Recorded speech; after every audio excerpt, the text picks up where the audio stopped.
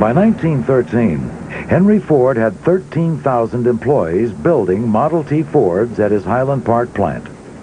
But Ford was still searching for efficiencies. He broke their tasks down into the smallest components. Instead of building a complete subassembly themselves, a worker sat at a bench, performed one task, and passed a part down to the next person. This cut the time it took to assemble some parts, like magnetos, in half. But some people were slower than others, and the pace kept fluctuating.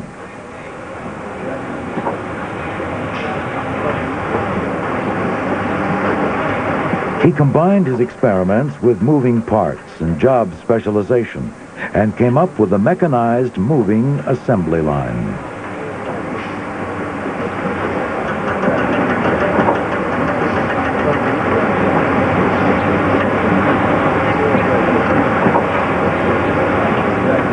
Finally, assembly was done at a steady pace.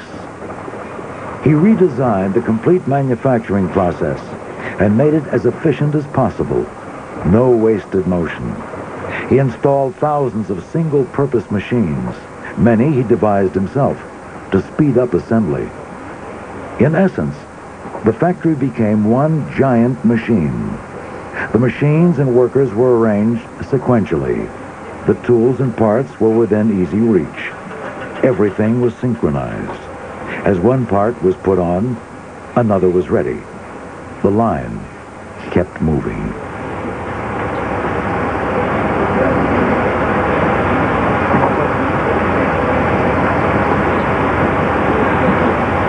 It was a relentless pace, but Ford's costs began to drop substantially. In some cases, the moving assembly line reduced by 80 to 90% the amount of labor it took to perform a task. Passing those savings on throughout the manufacturing process began to make believers out of Ford's critics.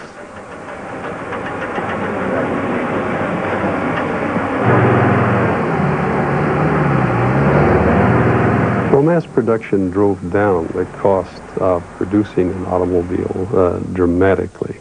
You can think of all of the developments that have come since, automation and robotics and what is now called lean production, and none of them had nearly as much influence on cost cutting. As his costs plunged, he lowered his price from $850 to $490 a car.